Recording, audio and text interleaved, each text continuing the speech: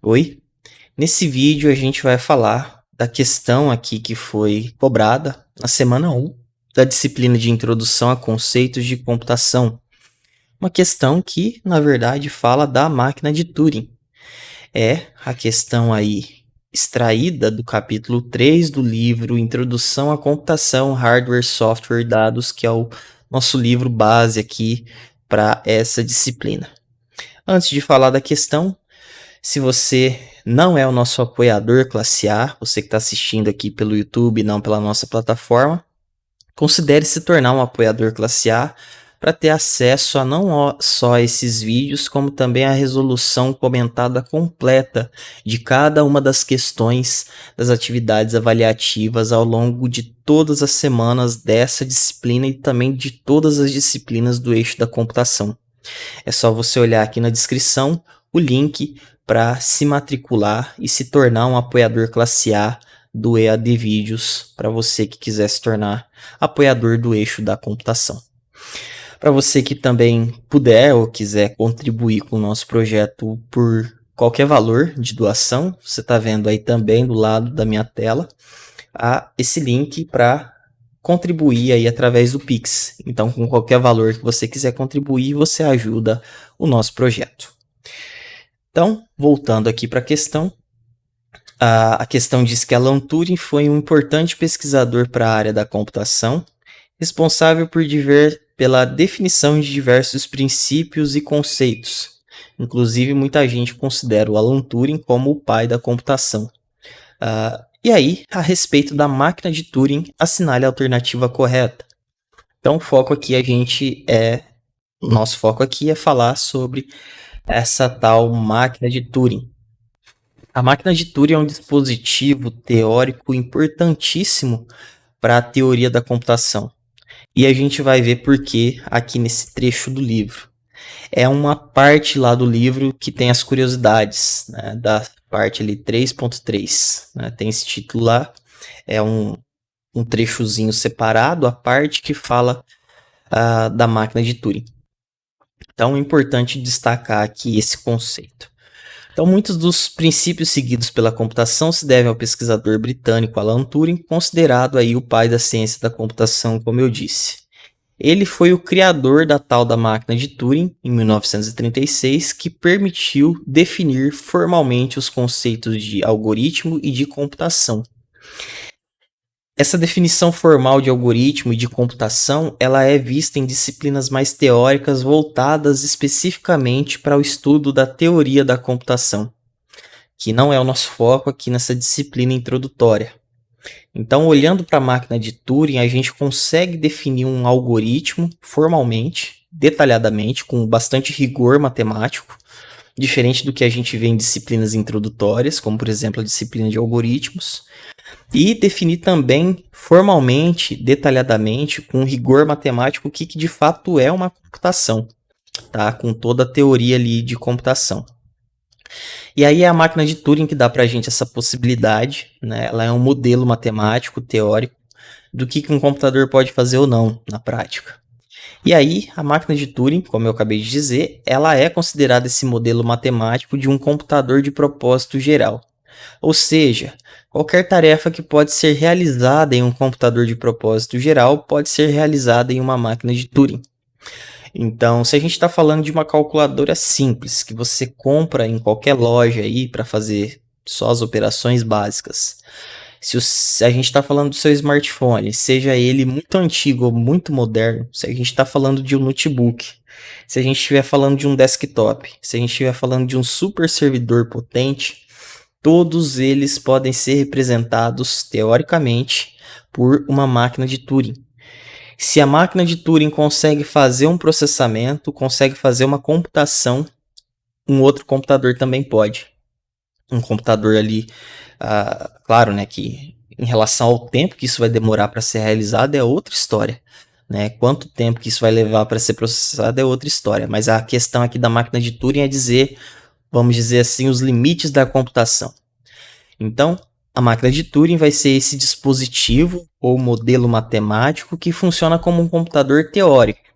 A gente chama de máquina, mas é máquina no sentido de ser máquina de estados finitos, que é uma é uma definição, um conceito lá da teoria da computação. Não é máquina necessariamente como a gente conhece máquinas do mundo real, né? Então ela é só um modelo teórico de um computador teórico ou hipotético que ajuda a entender os limites da computação em computadores. E aí ela é importante nesse sentido porque se a máquina de Turing não conseguir realizar uma computação daquele seu programa que você colocar nela, significa que um computador não vai conseguir realizar aquilo também. Então veja que os computadores eles são sim limitados. Então a máquina de Turing ela permite a gente saber na teoria se um computador vai conseguir fazer ou não um cálculo de um algoritmo, se um algoritmo ele faz sentido, se ele está dentro dos limites da computação. Por isso que ela é tão importante e tão interessante, embora ela não seja tão simples de entender.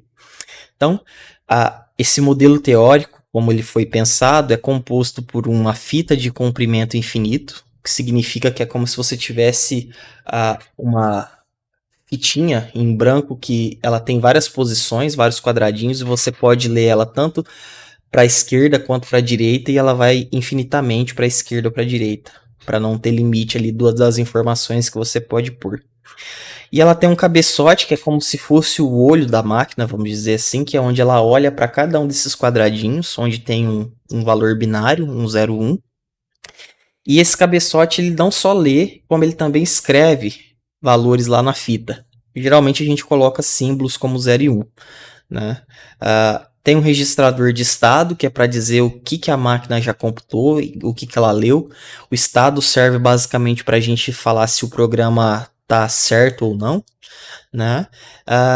E aí esse registrador de estados armazena em que estado a máquina está atualmente, que também essa questão dos estados é uma questão de teoria da computação. E tem uma tabela infinita de instruções, que aí isso é parecido com o software, né? Com o que a máquina vai fazer. Ela lê uma coisa e ela faz outra, ela lê um valor, ela vai para a esquerda, ela vai para a direita, ela grava um valor, ela altera um valor. Essas instruções basicamente dizem o que o cabeçote vai fazer, né? Qual que é a próxima ação que ele toma. E aí, por mais estranho que isso possa parecer a princípio, é assim que, na verdade, os computadores funcionam na teoria, né? Por isso que a máquina de Turing é importante. E aí cada instrução executa tarefas como mover o cabeçote sobre a fila na direção da esquerda ou direita, como eu disse, ler símbolos da fita e escrever símbolos na fita. Para a realização das tarefas é utilizado um conjunto alfabeto de símbolos e um conjunto de possíveis estados da máquina. Então, tudo isso é teoria de computação, né? É assim que a gente começa a definir máquinas, né? Máquinas de estado finito. Então, sem entrar em muitos detalhes, mas só para exemplificar, se a gente for desenhar, né, uma representação, um diagrama da máquina de Turing, essa aqui seria a fita, como a gente diz, que geralmente tem aqui valores binários, embora eu possa colocar qualquer símbolo que eu quiser aqui. E aí tem esse cabeçote de leitura aqui, que, como a gente disse, ele pode ir para frente ou para trás, o tanto que quiser. A gente tem, vamos dizer assim, esse dispositivo de controle que tem aqui dentro as instruções e tem também os estados da máquina, para ela saber o que aconteceu, qual que é, vamos dizer assim, a que passo o código ali, né, o programa da máquina, ele tá, né, em que passo as instruções estão. E aí essas instruções basicamente só dizem, olha, se você vê alguma coisa, faça isso, vai para lá, vai para cá, como ali estava na descrição. E aí a máquina se movimentando, né, conforme ela está ali agindo, ela está atuando, ela vai tendo modificações desses estados dela. E aí, segundo a teoria, dependendo do estado em que ela atingir, deu certo, dependendo do estado, não deu certo. Então, isso vai controlar ali se o programa ele é possível de ser executado ou não. Bom, e aí as perguntas são sobre a máquina de Turing, ela compreende um computador teórico ou hipotético que ajuda a entender os limites da computação em computadores. O que é a alternativa correta, porque aqui a gente vê que a máquina de Turing é um dispositivo que funciona como um computador teórico ou hipotético que ajuda a entender os limites da computação em computadores, como eu expliquei. Então, realmente, a alternativa A é a alternativa correta. Aí as outras alternativas não tem nada a ver, né? A B diz que é considerado uma espécie de prêmio Nobel da computação, não é? Ela é só um trabalho que o Alan Turing desenvolveu ao longo ali da atuação dele na Segunda Guerra Mundial. A C diz que foi um computador utilizado durante a Segunda Guerra Mundial, utilizada na decodificação de mensagens. A máquina de Turing não é um computador de verdade, um computador palpável. Ela é só um modelo matemático, um modelo teórico. Ela representa na teoria o que um computador de verdade pode ou não fazer, mas ela não é um computador de fato. D. É um modelo de computador voltado a questões de inteligência artificial. Ela não é específica para inteligência artificial, ela é para computação. Ela simplesmente representa qualquer computador teórico, na teoria, e qualquer programa que se pode teoricamente fazer em um computador, você tem ali alguma equivalência desse programa numa máquina de Turing, né? Então, ela não é específica de inteligência artificial, mas sim um computador de propósito geral, né? A E é um computador composto por uma unidade central de processamento, uma unidade de memória e dispositivos de entrada e saída. Isso daí é o que a gente tem nos computadores digitais de hoje em dia, né, na arquitetura padrão aí dos computadores, a arquitetura principal que os computadores têm, a arquitetura que, por sinal, a gente chama de arquitetura de von Neumann. Mas a máquina de Turing, como a gente viu ali no desenho e na descrição, ela não tem essas coisas. Ela não tem compromisso com questões específicas de computadores reais. Ela é só um limite teórico para o que os computadores reais conseguem ou não fazer. Mas ela não precisa de processador, ela não tem memória, como a gente pensa na memória lá nos computadores de verdade, e também não tem dispositivo de entrada e saída. Ela só tem realmente esses elementos: a cabeça de leitura, os estados, as instruções e a fita por onde ela trafega. Não tem outra coisa a não ser isso. Isso aqui é coisa de computador real. Esses elementos que estão sendo descritos aqui, não da máquina de Turing. Então, e também incorreta.